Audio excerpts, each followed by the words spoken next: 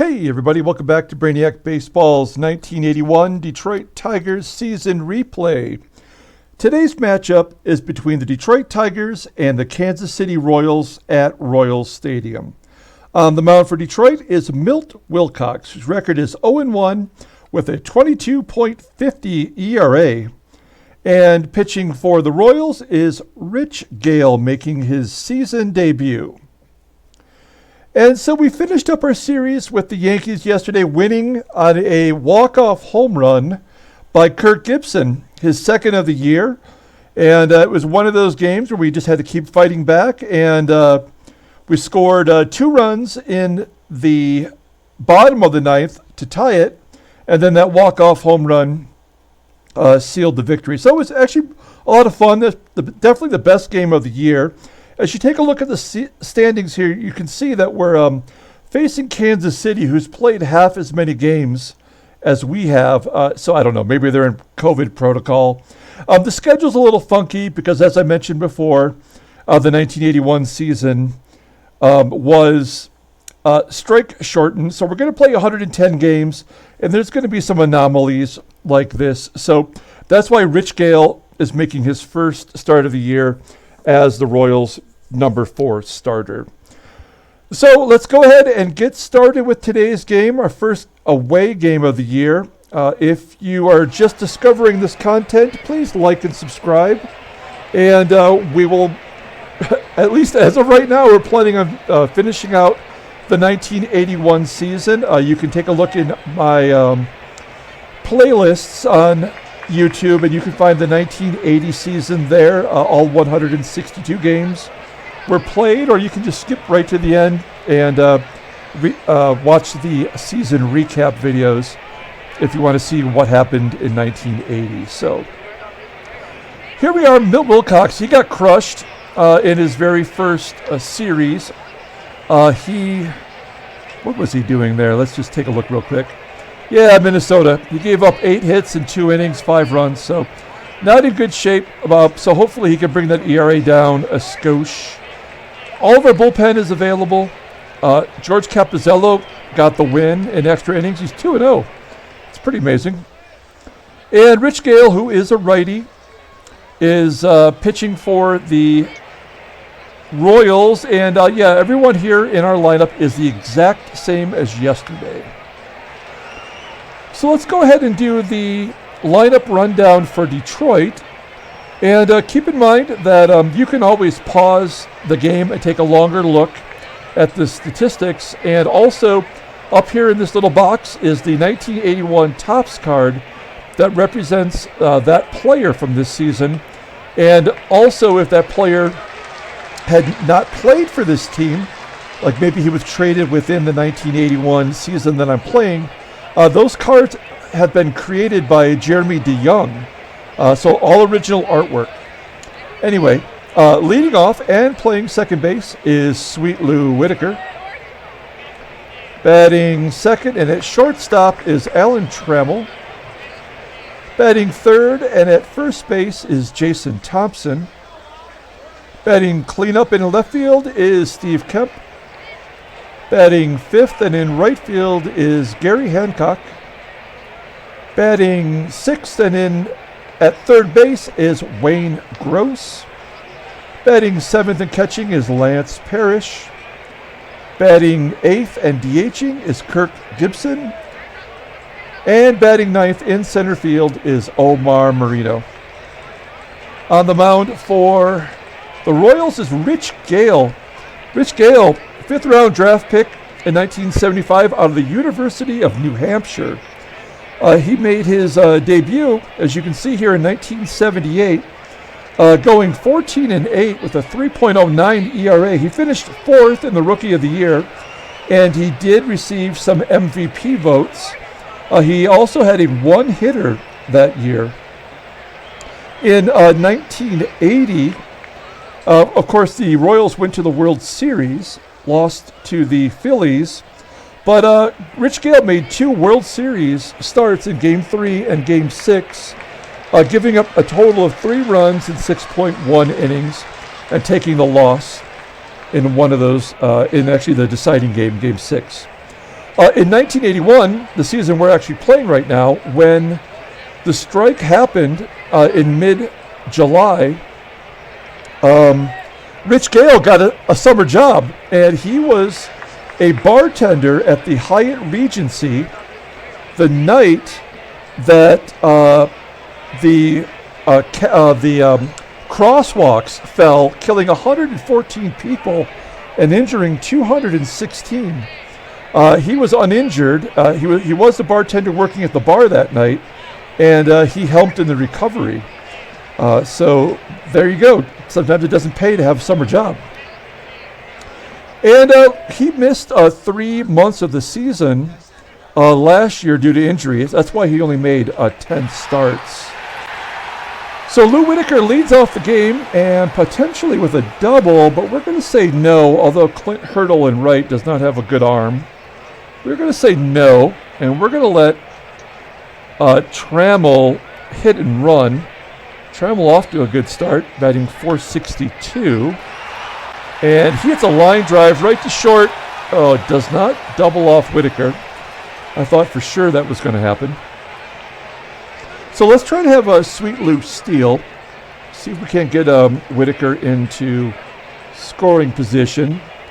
And he steals second base on an outside pitch. So runner on second, one down for JT in a 1-0 count. And he hits a ground ball to second base. And George Orta makes the play, moving Whitaker to third. That'll leave it up to Kemp to drive him in. Oh, wild pitch. We'll take that. As Lou Whitaker crosses the plate on the wild pitch, and it's 1-0 Detroit. And a 1-0 count to Kemp. And Kemp hits a ground ball to Orta as well. And that'll end the inning. So we take an early lead, 1-0. Head to the bottom of the first. Let's go ahead and do the Royals lineup. Batting leadoff and playing right field is Clint Hurdle. Batting second and in center field is Willie Wilson. Batting third and at third base is George Brett. Batting cleanup and at first base is Ken Phelps. Batting fifth and DHing is Willie Aikens. Batting sixth and at second base is George Orta. Batting seventh and at shortstop is Rance Mullenix. Batting eighth and in left field is Hal McRae. And batting ninth and doing the catching is Don Slaught. And we already took a quick look at Wilcox, so we don't need to spend a lot of time here. His second start, he got crushed in that first start, but last year he was very effective, going 13-5 with that 4.35 ERA. He did miss a month due to injury, which was a tough time for Detroit in the rotation. But opponents only batted .277 against him. He did have one complete game. So here's Clint Hurdle leading off. He's a lefty and playing right field, and he hits a line drive to dead center field, and Marino tracks it down for the first out. Next up is Willie Wilson, and Wilson hits it right back to Wilcox, who guns him down at first. And that'll bring up George Brett, Hall of Famer. He was an All-Star in 1980 for us. As you can see, the 1980 banner at the top of his baseball card, and he gets a base hit up the middle. That's his first hit against Wilcox in the 2 seasons that we've played. And that will bring up Ken Phelps, who, if you watched last year, you know he had 2 grand slams in the same game. He had 8 RBIs, and he was impossible to get out as he gets a double into left center field and knocks in a run as Brent scores from first. So he continues to be a pain. Here's Willie Wilkins, also an All-Star for the Royals last year. And Wilcox gets him to ground to Whitaker at second base, and that ends the inning. So it's all tied at 1. Going to the top of the second, Gary Hancock leading off. And Hancock's going to get an infield hit to Brett at third. And we'll take any runners we can get any way we can. That will bring up Wayne Gross. Not a good contact hitter, so we're not going to hit and run. We're going to let him swing away. He's batting .313 already, so not too bad this year. And he hits a tailor-made double play to Brett, but Brett boots it, and everybody's safe. So, infield hit and an error by George Brett, and that will bring up Lance Parrish. He's got a home run on the year, and he slaps it the other way for a base hit, and that scores Hancock from second. So it's 2-1 Detroit, and nobody out. Runners at first and third. Gibby's on such a roll right now. He's had consecutive games with home runs, so maybe he's got another one in him as he bleeds it through the left side, and that's another base hit for Gibson. Gibson doing awesome early on, and it's 3-1 Detroit. Still nobody out, and this is normally where I might lay down a sack bunt, but I mean, nobody's out. Let's just let him swing away. And Gale walks the number 9 hitter. Up to 30 pitches. We're not even through the second inning. Back to the top of the lineup for Sweet Lou. And Lou's going to hit a high fly ball to center field with Parrish on third. I don't know if it's deep enough. It is. There we go. We'll take it. Sack fly for Whitaker. And Gibby tags up and takes third base. So first and third. We're going to let Trammell swing away.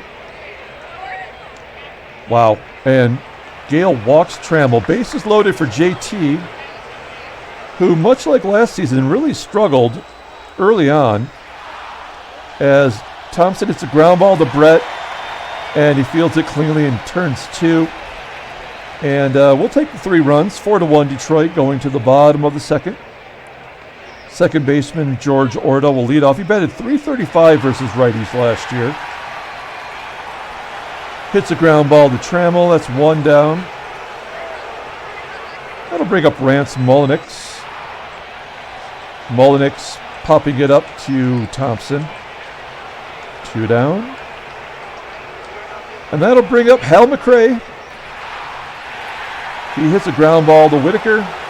And that's a 1-2-3 inning. We go to the top of the third, 4-1.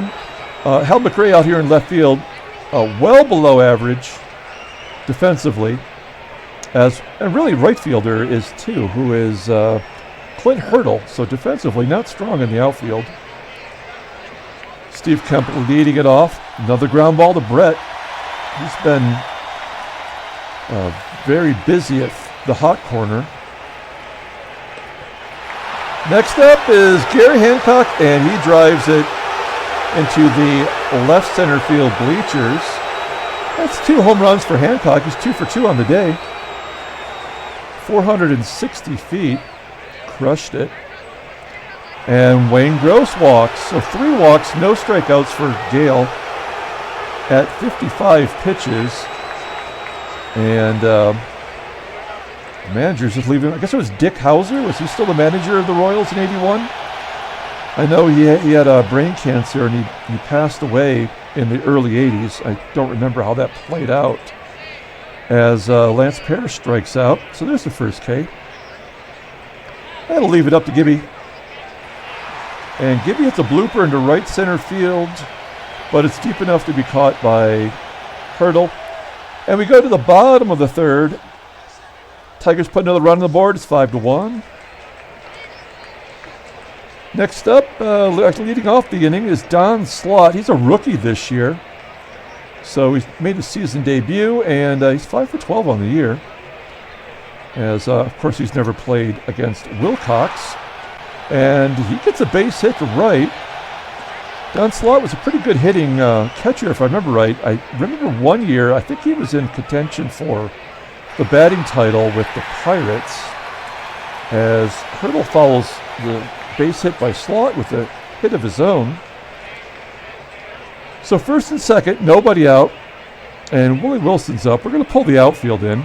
case something drops in with Willie Wilson not having a lot of power. And Wilson hits it right back to Wilcox, who goes to second, and they can't turn two with the speedy Wilson. So first and third, one down, and we'll sacrifice that runner at third for a double play possibility. Oh, maybe that's a bad idea. Oh, come on. Brett hits a line drive home run. A little Oppo Taco to left field. And it's 5-4. Yeah. Wilcox, who's this guy, man? He's really struggling. As Phelps hits a ground ball to Whitaker. There's the second out of the inning. And that brings up Willie Mays Aikens. He's got a home run against Wilcox from last season. Oh, a base hit past Whitaker. And yeah, if you're not familiar with this game, if you're following along for the first time, down here it says career versus Wilcox, which means in the seasons that we've played so far. So George Ordo was out in his first appearance today, and so that's why it says 0 for 1. Oh, come on! Orda just slams it into the right field bleachers. And the Royals take the lead 6-5. Wilcox is horrible. I mean, we're going through the bunch of lefties here. So I guess that is maybe why Wilcox is struggling, but still a professional pitcher, guys. Come on. So we go to the top of the fourth after Mullenix grounds out to Whitaker. And it's 6-5. Royals is total slugfest at this point. As Omar Marino hits a fly ball to right center field, lands on the warning track. That's about as far as that guy can hit it. So one down, back to the top of the lineup with Whitaker, and he gets a base hit up the middle. So what is that, 13 hits between the two teams here, with one out in the top of the fourth. Man, I want to hit and run, but Gale's his own worst enemy. As Tremble hits a fly ball into left center field, it falls in. I thought for sure that it was catchable, but again, there's that poor defense out there in left field. So we're not going to let Thompson hit into a rally killer like he did in his last time with the bases loaded. We're going to hit and run. Well, his contact is under 80. I don't remember it being that low last year. Oh, boy. Oh, no! So he strikes out, but Trammell going on the play does steal second base. Wow. So, yeah, Thompson is just doing everything he can to sabotage the team. And a ground ball to Brett by Kemp, and that'll end the inning. So another wasted opportunity. And with these two righties, we're going to give Wilcox a chance here to pitch the fourth, and then we're going to go to the lefties in our bullpen. Wilcox has been really inconsistent. And he gets those first two batters out, and that's going to be it. Only at 46 pitches, but clearly the lefties are doing him in. Do we want to put Schatz? Yeah, because Capizella pitched yesterday in extra. So we're going to bring in Schatzeder, who's off to a pretty good start. Take a look at him here. This is going to be his third game. Last year, he had 5 starts. He filled in for Wilcox, actually, when Wilcox got injured. He went 9-2 overall. Most of those wins are in relief. He did pitch 102 innings. Opponents batted .267. And how did he do versus lefties last year? Well, lefties hit .273 against him. So, I mean, he's not a gimme. But we'll give him a chance here to give us a couple innings. And he strikes out Hurdle. We go to the top of the fifth. We're down 1. Here's Gary Hancock, 2 for 2 on the day, with that home run into left center field. And he hits it a little pop-up short. Mullenix makes the play. 1 down. Next up, Wayne Gross, signed as a free agent. Oh no, we traded for him. That's right. We did trade for Wayne Gross from the A's, and really no home runs so far. We're hoping he can give us a little bit of power. And then there's Lance Parrish getting a base hit to right field, batting .350 this year. Runner on first for Gibby, and Gibson hits a fly ball to left. Even Hal McRae can make that play. We go to the bottom of the fifth, and we're going to let Shotzi pitch to Willie Wilson, who did bat almost 300 versus lefty. He's a switch hitter. And he's going to hit a fly ball foul that is somehow caught by Kemp. A little optical illusion over there, I guess. So here's George Brett, who put a charge into one with that 3-run home run that started that long rally that gave the Royals the lead. He flies out to left center. And Ken Phelps is going to pop it up on the infield as well. And we go to the top of the sixth. They're going to pull Rich Gale and bring in Jeff Schattinger, the past tense of Schittinger. Let's take a look. He pitched in 35 games last year. 0-1 with a 4.55 ERA. Twice as many walks as strikeouts. I like that. And opponents were batting .304 against him. This is a manufactured card by Jeremy DeJong. This is not an actual baseball card. Pretty good job. Looking pretty good there. So he's a righty. We don't need to really switch up much, as Omar Marino will lead off the inning with a base hit down the left field line. Is that his 5th double? It's going to be, because we're not going to have him get thrown out. He's a tying run. So we're going to say no.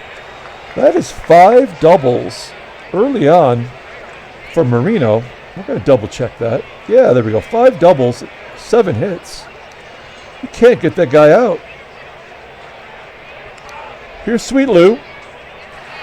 And Lou, on an inside pitch, pops it up to second base. Orta makes the play. So Marino standing on second for Trammell, who's due. And he hits it to first base. That'll move Marino up. And here's Thompson. He's 1 for 1 against Schattinger. And he's basically ruined every opportunity we've had so far. There we go. Base hit to left field. And Thompson ties it up. We're going to say no to the potential double. And we're going to give Kemp a chance here. Keep the rally going. Oh, nope. Strikes out swinging. And we go to the bottom of the sixth. And we got 3 lefties up. Schatzeder, he did his job. We're going to pull him out. And we're going to bring in George Capizzello. Got the win in yesterday's game. He's going to face Willie Mays Aikens, who's got a home run against him from last season. Oh, not this time. Strikes him out. And it's 1 down. George Orta 0 for 2 with 2 Ks against Cappy. And he strikes out. And here's Rance Mullenix. Small sample size with that 1 for 1. I thought it was 0 for 0 and 2. I thought he was going to strike him out, but Mullenix gets that base hit. And shoot. So we got some righties now. And we're only going to have 1 lefty in the bullpen. So we're going to give Capizzello an opportunity to get Hal McRae. And ground ball to second. And that will end the inning. Great job by Capizzello. We go to the top of the 7th. All tied at 6. Schattinger still in there. Here's Gary Hancock. And he pops it up right behind the plate. And the play made by Brett, actually. So 1 down. Wayne Gross, ground ball to first. 2 down. Now we'll bring up big wheel Lance Parrish. And another base hit to center field. Let's flip it over to the in-game stats real quick. Yeah, he's 3 for 4 with an RBI. He might be the player of the game so far. Although Hancock does have that homer. Let's see what Gibby's got here. Oh, that was right down the middle, but Ump called it a walk. And that will bring in Gary Christensen, lefty for the Royals. Only played in one game last year, and 4.15 ERA. Pitched 4 innings in relief. So not a lot to go on with him, making his first appearance of the year. But I do know that we're going to take out Omar Marino.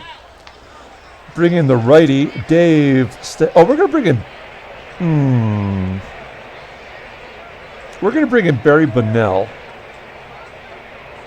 Pull up his numbers. Take a look here. Barry Bonnell and his manufactured card. We got him in a trade last year from Toronto. And then he got injured right after Dave Stegman got injured. So let's see what we've got here with Gary Christensen and Barry Bonnell.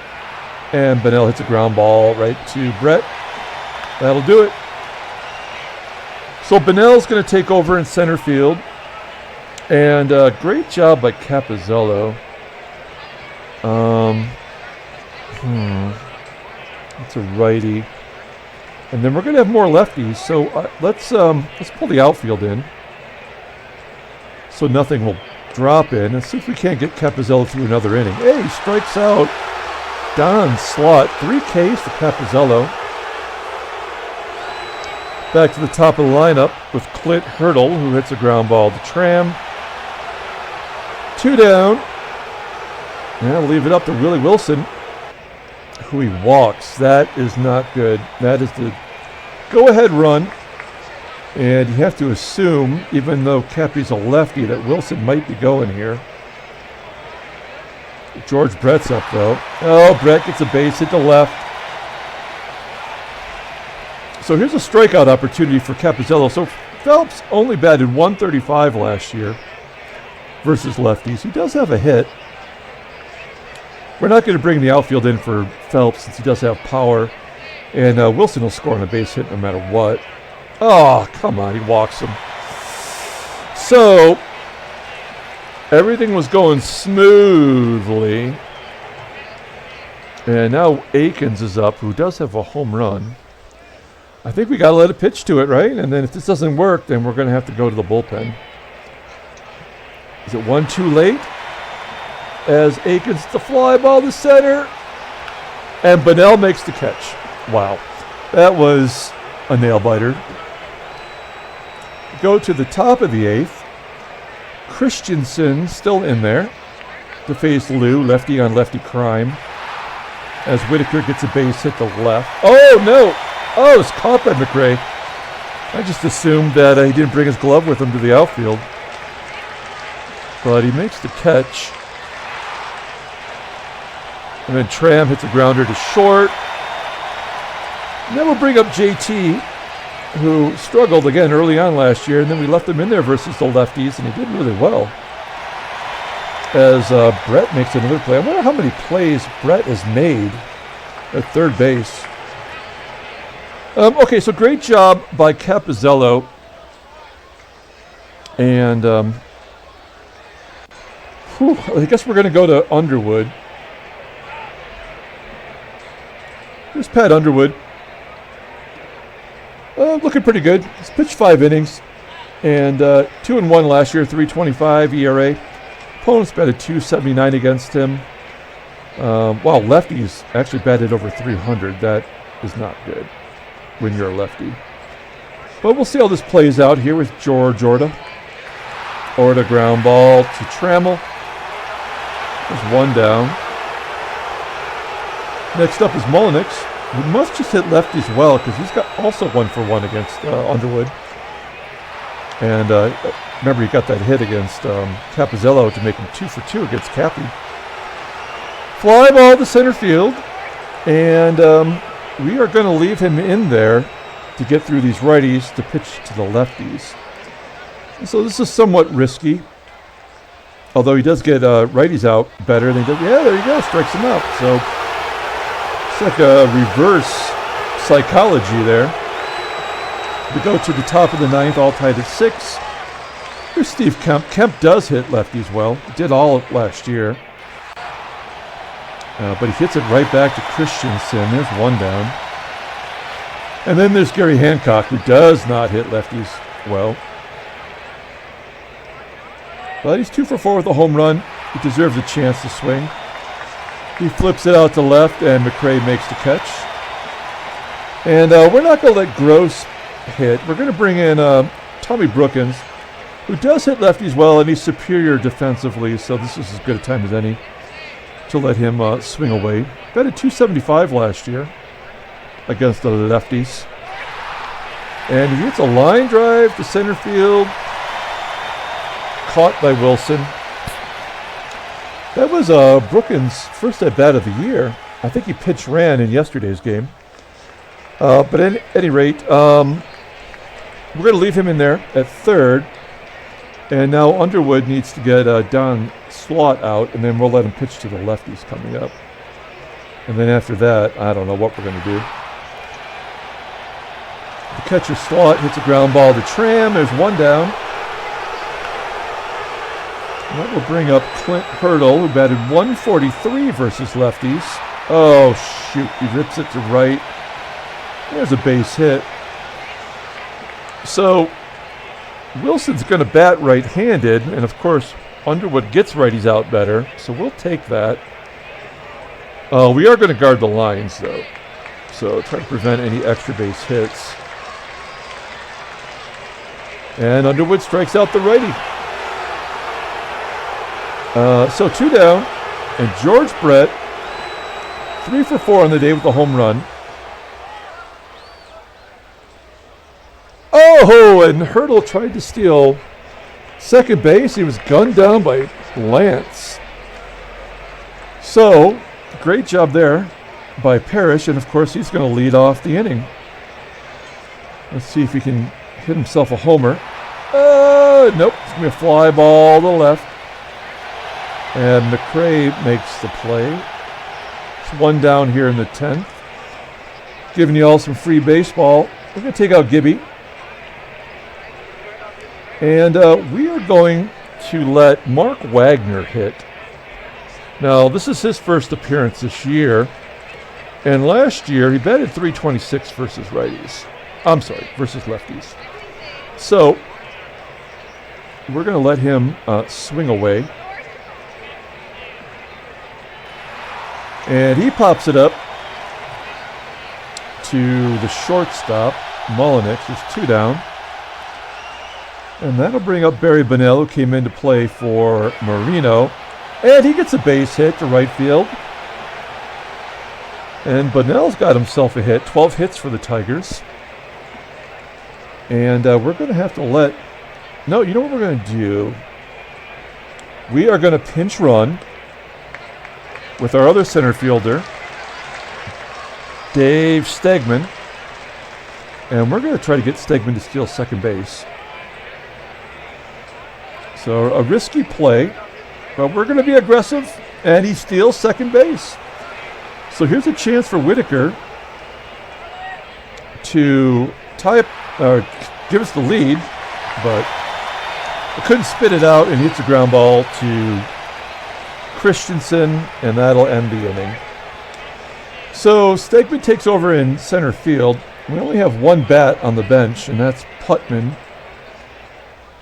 And we're going to leave Underwood in there. I mean, I shouldn't, but, look at all these lefties. He's going to face George Brett. Oh, and he decides to drill him right in the hip. So that's a bad start to the inning.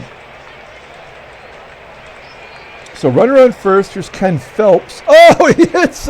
No, he steals a base. I thought he hit him right in the hip as well. So, we're going to intentionally walk Phelps to set up a double play. Phelps has no speed. Well, I guess he's got more speed than I anticipated, but we know Akins has got no speed. So this is as close to a double play possibility as we're going to get. And we're going to pull the outfield in, too. All right, let's see what happens. Okay. So he strikes him out, and now we do have ourselves a way to get out of this inning. Yeah, we're going to pull the outfield in again. Here's George Orta. Game on the line. Ground ball to Whitaker. Turn 2. We get out of it. We go to 11. All tied at 6. Gosh, Gary Christensen starting his 4th inning of work. Trammell leading off the inning. Hits a line drive right at Akins. There's 1 down. Next up is JT, who strikes out looking. And Kemp hits it right back to Christensen. So 1-2-3 inning, that was over quickly. And we're going to take out Underwood, who did a really bang-up job. And all we've got is righties. We're going to bring in our closer, who has been terrible. That's Andy Replogle. And he really got the job closing because he strikes out almost 1 an inning. And so I figured he'd be someone who would be good in that role. We let Aurelio Rodriguez go. And Rance Mullenix with the base hit to center field. And here we go. Runner on first. Not someone that you would think would steal, but he does. And we're going to pull the outfield in. We're not going to walk McRae because I do believe he can strike him out. Instead, McRae hits a ground ball to short. Mullenix somehow manages to take third base on that play. That makes no sense at all, but you know what? It happened to us in yesterday's game, so I guess it's possible. All right, infield in. Should I walk him? No, we're gonna bring the infield in for Don Slaught, righty on righty. 2-1 count. Oh, that'll do it. So Replogle, I think that's his second blown save. And the Tigers lose 7-6 here in the bottom of the 11th. I guess that was just desserts after yesterday's game. Okay, wow, big trade offer from the Dodgers. Vince Coleman, 19-year-old Vince Coleman. And they want Shotzi, they want Wilcox, they want Marty Castillo, and they want Ed Putman. And that would save us a lot of payroll, but and contracts that are up. But we're not ready to sell off, although that might be a possibility later if we fall from contention. So we say no. Let's take a look at the transactions anyway. Nothing of note. Take a look at the standings. And we're 4-3 now. Wow. Boston 6-0 out of the gate. And the Angels are 6-1. So let's go ahead and pull up the box score. We'll get out of here. Start off the 3-game road trip against the Royals with a 11th inning loss. Player of the game, who are we going to give that to? I'm going to say it's Parrish. He had the 3 hits. Run scored, drove in a run. It could have been maybe Cappy or Underwood as well, as the bullpen did great until Replogle came in and poured gasoline on the fire. So we're going to give it to Parrish. That's his first on the year. You see the player of the game over here, and then the MVP race for the Tigers on the right side. That was his first vote. So anyway, that's going to do it for today as Replogle takes the loss. Christensen, 4 innings in relief, gets the win. And we'll be back tomorrow with Game 2 of the 3-game series. Until then, everyone, have a great night.